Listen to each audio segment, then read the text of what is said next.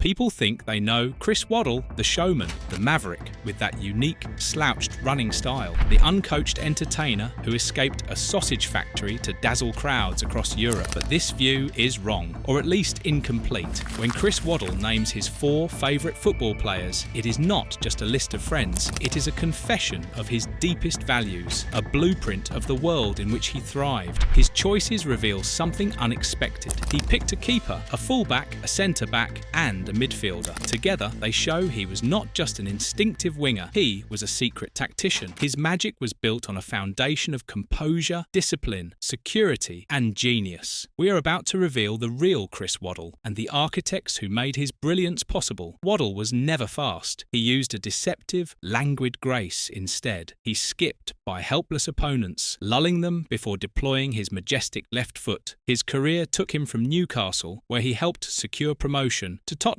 where he partnered with Hoddle. Then came Marseille, where he became Magic Chris, winning 3 titles and reaching a European Cup final. Finally, Sheffield Wednesday, where he was crowned FWA Footballer of the Year in 1993. Waddle loved being a showman, but he knew the show needed a stage. What do you think is more important in football, pure entertainment or tactical discipline? Let me know your thoughts in the comments. And if you enjoy deep dives that look past the obvious, make sure to subscribe for more stories like this. His journey to the top was anything but conventional. After rejections from multiple league clubs, Waddle was playing for Tolaw Town in the Northern League when Newcastle United took a £1,000 gamble on the 20-year-old in 1980. It was a move that rescued him from manual labour at a sausage factory. This grounding in the raw, chaotic world of non-league football shaped the player he would become. He honed his dribbling in sprawling 25-a-side matches on bumpy pitches. He learned to be instinctive, individualistic, and utterly unique. At Newcastle, he was the raw, emerging talent. After a slow start, he established himself as a key attacking force. He played alongside England captain Kevin Keegan and the gifted Peter Beardsley. This potent trio fired Newcastle to promotion to the First Division in the 1983-84 season. Waddle netted 18 league goals that campaign. In total, he scored 52 goals in 191 appearances for the Magpies, earning his first England cap and marking himself as one of the country's most exciting prospects. His style was described as unhurried and laid back. It could be misconstrued as laziness when things went wrong, but when they went right, it was pure artistry. He did not sprint past defenders. He dropped his shoulder and swung his majestic left foot to manipulate the ball wherever he wished. He operated on instinct, openly skeptical of rigid coaching. He proudly stated that he was never coached and bet that John Barnes, Peter Beardsley, and Paul Gascoigne were never coached either. For Waddle, the game was about expression and entertainment above all else. The first architect Waddle admired was Clemence, his goalkeeper at Tottenham. Waddle said of him, never committed himself in one-on-ones, always stayed big and made strikers beat him. Great awareness too. Clemence was a legend who relied on intelligence and anticipation. He made hard saves look routine, spreading unshakable composure throughout his defence. In the 1978-79 season with Liverpool, he conceded a mere 16 goals in 42 league matches. It was a record-breaking testament to his consistency and the organisation he commanded. But there was another reason Waddle picked him. It was his distribution. Waddle remembered how Clemence would catch the ball, and within seconds it would be at your feet out on the wing. Clemence was the attacking catalyst. He was a prototype of the modern sweeper keeper, comfortable with the ball at his feet and possessing a superb range of distribution. He did not just stop goals, he initiated them, giving Waddle the ball early before the defence could reset. That rapid transition was crucial to how Waddle operated during their 105 games together at Tottenham. This feature was key to a side that finished 3rd in the league and reached multiple cup finals. Understanding what Clemence brought to a team reveals much about Waddle's tactical mind. A winger's life is one of risk and reward. To beat a defender, to deliver a decisive cross, to cut inside and shoot. These actions require supreme confidence, not just in your own ability, but in the security of the team behind you. Waddle valued the players who provided the twin foundations of his game: a rapid start to the attack and the defensive solidity that permitted him to gamble in the final third. The second architect was Roland Nilsson, his teammate at Sheffield Wednesday. Waddle praised him for being very disciplined, rarely caught out of position, rarely made mistakes. A very good reader of the game who kept it simple. By the time Waddle reached Wednesday, he was in his 30s. He was older and relied more on guile than pace. His effectiveness depended on a partner who could provide the energy and defensive cover on the right flank. In Swedish international Roland Nilsson, he found the perfect foil. Their relationship was symbiotic. Nilsson's defensive solidity and overlapping runs created space. His relentless work rate and tactical discipline occupied defenders, while his reliability meant Waddle could conserve his energy for the moments that mattered in the attacking third. Waddle himself said that Nilsson's discipline allowed him to concentrate on terrorising opposition defences. This was no small praise for a player who was already a UEFA Cup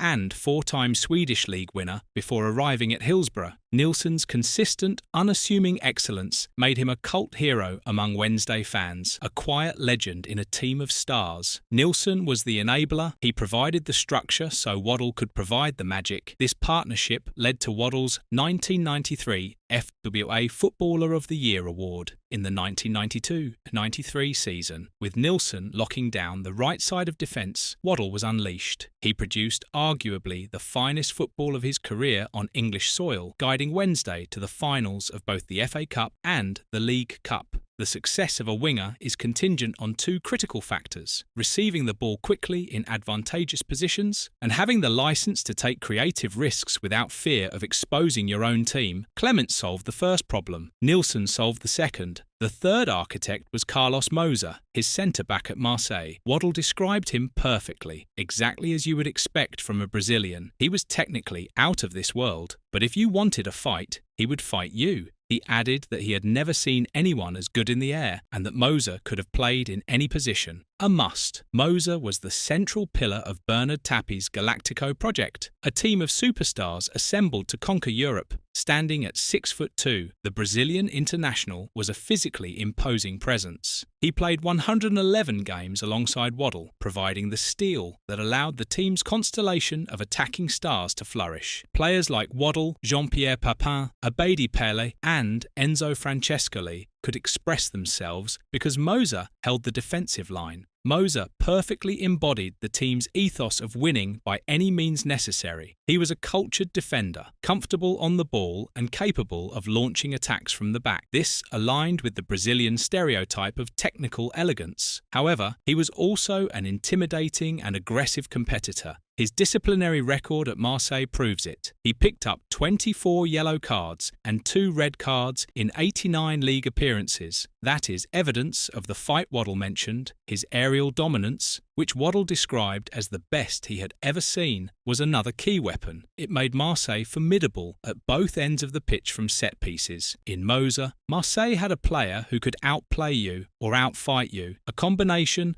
that propelled them to 3 straight league titles and the brink of European glory. Mozer was the foundation. He represented the lesson Waddle learned in France. Sublime talent must be backed by an uncompromising competitive spirit. Mozer was the steel that allowed Waddle and the other artists to flourish. This duality captures something essential about elite football. At the highest level, artistry alone is not enough. It must be fused with a warrior's will to win. Waddle's experience at Marseille was transformative. His primary role there was to make goals for Papin and entertain. He was liberated in an environment where his gifts were not seen as a luxury, but as an essential part of a winning formula. The fourth architect was Glenn Hoddle, his teammate at Tottenham. Waddle said, "What a talent!" He considered Hoddle the best naturally gifted player he ever played with. In Waddle's eyes, he was the best ever. Waddle used a striking comparison. He said Hoddle was like a quarterback in American football. You would make runs, and he would just drop the ball at your feet. He also said he had never seen such a technically gifted player with both feet. Hoddle is widely regarded as one of the most gifted English players in history. He was a midfielder, blessed with sublime balance and close control, unrivaled passing and vision, and extraordinary shooting ability. The key to his genius, as Waddle correctly identified, was his ambidexterity. His ability to execute perfectly weighted 40-yard passes or powerful shots with either foot made him incredibly difficult to defend defend against. It gave him a range of options unavailable to almost any other player. During their 112 games together at Tottenham, their chemistry was telepathic. Waddle, the dynamic runner who stretched the play, was the ideal target for Hoddle,